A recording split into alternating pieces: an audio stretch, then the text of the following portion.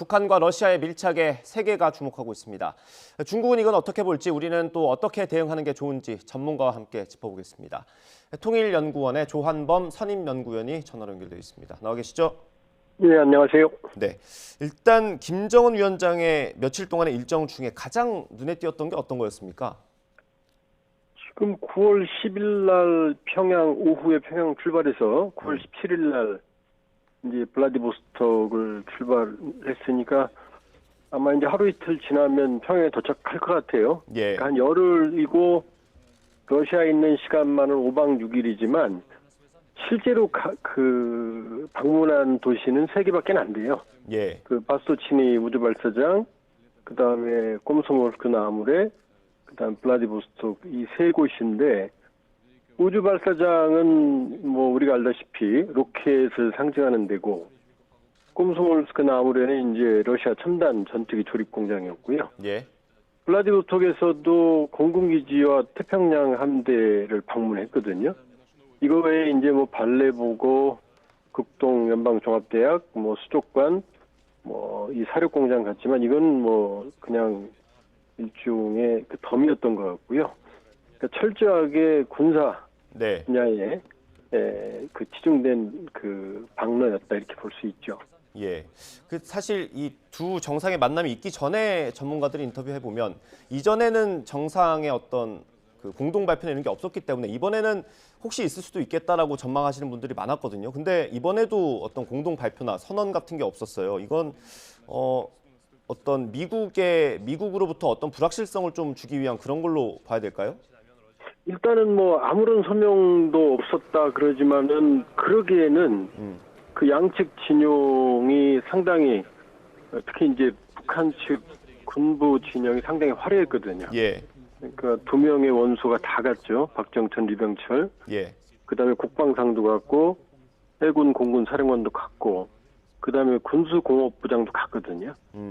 그렇게 보면 완전한 이 군사협력 진영이었고 그다음에 지금 뭐 푸틴 대통령은 인공위성 발사, 정찰위성 발사 지원하겠다고 그랬고 또 이제 크렘린 측에서는 공개할 수 없는 많은 민감한 분야에 협력을 하고 있다 이런 얘기를 했거든요. 예.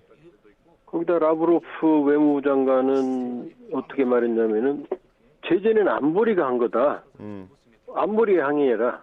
예. 우리는 북한과 협력할 거다. 이 얘기를 모두 종합을 해보면 상당히 많은 군사협력에 대해서 합의를 한 것 같고요. 예. 그러나 북러 간의 군사협력은 그게 어떤 거든 간에 그 대북 제재와 유엔 결의 또 서방 자체의 우크라이나 전쟁에 대한 대러 제재에 다 위반되는 거거든요.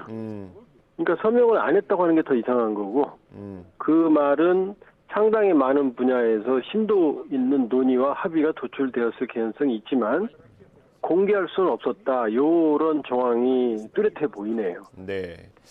어떻든 세계가 좀 우려를 할 정도로 북한과 러시아가 밀착을 하고 있는데 중국은 지금 이런 상황을 어떻게 보고 있을까요? 중국은 일단은 한 발 물러서 있습니다. 뭐 좀 전에 보도된 것처럼 예. 지금 왕이 부장이 중러 정상회담을 위해서 러시아와 접촉을 하고 있지만 예. 그러나 김 위원장의 방러 전에도 중러 간에는 뭐 매년 합동 군사훈련까지 바스톡이나 잡바드 같은 해왔거든요. 그리고 중러 밀착은 일종의 뉴노말인 상황이어서 꼭 이번과 결부시킬 필요는 없는 것 같고요. 예. 다만 중러의 만남과 북러의 만남은 다르거든요. 예. 중러는 어느 정도 준합법적인 예를 들어서 우크라이나 전쟁에 대해서 현재까지 중국은 무기 지원이나 해상 무기 지원을 안 하는 걸로 알려지고 있고 예.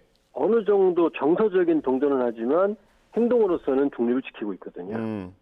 그러나 이 북러간은 사실은 일종의 문제아들끼리의 만남이거든요. 예. 근데 이제 북중러 연대에 대해서 우려를 하지만 중국의 딜레마는 러시아와 북한은 국제 공급망에서 거의 퇴출된 상황이지만 예.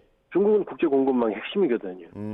그러니까 이 두 불량 국가 둘과 연대를 안 할 수도 없는데 한미일 대 북중러 또 너무 깊숙이 가버리면은 미국과 서방으로부터 공적으로 몰릴 수 있거든요. 예. 그러니까 이번 김 위원장 방문에 대해서도 중국 당국이나 매체들이 상당히 간략하게 평가 없는 중립적인 보도만 해왔거든요. 그러니까 일단은 현재의 수준에서 봤을 때는 중국은 북중러, 특히 이제 중러 연대를 기반으로 전통적인 중러 관계를 가지고 있지만, 예. 그러나 강력한 북중러 연대로 가기에는 아직은 중국은 여러 가지 면에서 러시아와 북한과는 다른 입장에 있다. 그 향후 사태의 진전에 따라 달려있다 이렇게 봐야죠. 예. 지금 북한이 이렇게 러시아 쪽에 밀착하는 건 원래 중국과 또 가깝게 보였던 게 사실인데 러시아에 밀착하는 건 어떤 북한 나름대로 좀 외교를 한다 이렇게 볼 수도 있는 겁니까? 일단은 이제 북중 관계는 상수죠. 지난해 북한 대외 교역의 약 96에서 7%가 중국이거든요. 네. 그러니까 뭐 북중 관계를 빼놓고 북한의 행동을 말할 수는 없고요. 그러나 이제 북중 관계에서 메워지지 않는 부분들, 목마른 부분들이 있거든요. 예. 중국이 그렇다고 해서 뭐 북한을 전적으로 생존을 책임질 수는 없는 거고. 예.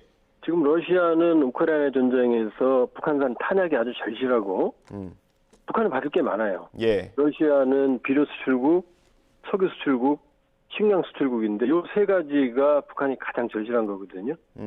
여기다 뭐 정찰위성 뭐 혹은 로켓 같은 거 구형 기술 일부라도 뭐 첨단 기술은 뭐 주긴 힘들 거고요. 일부라도 주면 도움이 되고 그 다음에 거의 뭐 괴멸 상태라고 볼 수 있는 공군이나 해군력 재건에 러시아가 가지고 있는 구형 재고들도 상당한 도움이 되거든요. 예. 그러니까 북러 간의 우크라이나 전쟁, 그 다음에 북한의 대북 제재라고 하는 고립, 이 두 국면이 절묘하게 맞아떨어져서 전략적으로 서로 도움이 되는 그런 이제 일종의 상황극이 연출됐다 이렇게 볼 수 있죠.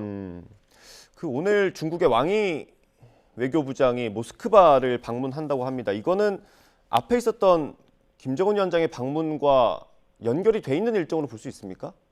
그건 이미 예정이 돼 있는 거고요.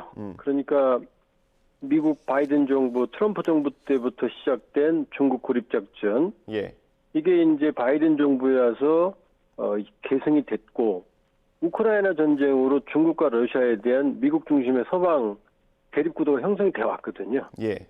그러니까 여기에 대응하는 중러 공동전선은 사실 역사가 오래됐습니다. 꽤 오래됐고 거의 한 뭐 미국의 아시아 중심 정책 오바마 때부터 이미 중러의 밀착은 이어져 왔거든요. 그러니까 지금 여기 큰 흐름으로 예. 중러 대 미국 유럽 대응 체제로 봐야 되는 거지 이번에 김 위원장 방로로 촉발된 건 아니다. 그러나 다만 북러 관계의 뉴노멀이 지금 특히 이제 북러 군사협력의 뉴노멀이 시작되고 있는 상황이기 때문에 예. 이 중러의 밀착이 과연 이제 북러 밀착과 어떤 시너지를 가질지는 좀 두고 봐야 됩니다. 예. 저희가 시간이 한 1분이 채 안 남았는데 짧게 좀 전망을 부탁드리겠습니다. 미국이 최근 중국과도 좀 관계가 풀리는 것 같은 분위기가 좀 연출되고 있지 않습니까? 혹시 뭐 정상회담 같은 게 열릴 가능성도 있다고 보십니까? 예, 뭐 외교는 항상 열려 있으니까요. 이 미중 정상회담도 가능하고 또 경우에 따라서는 뭐 북중 정상회담도 가능하고 모든 가능성은 열려 있는 상황이고 그러나 미국과 중국 대립, 미국과 러시아 대립 이런 큰 그림의 근본적인 지형은 뭐 바뀌기는 어려울 겁니다. 알겠습니다. 오늘 말씀은 여기까지 드려야 될 것 같습니다. 통일연구원 조한범 선임연구위원과 함께했습니다. 감사합니다. 예, 고맙습니다.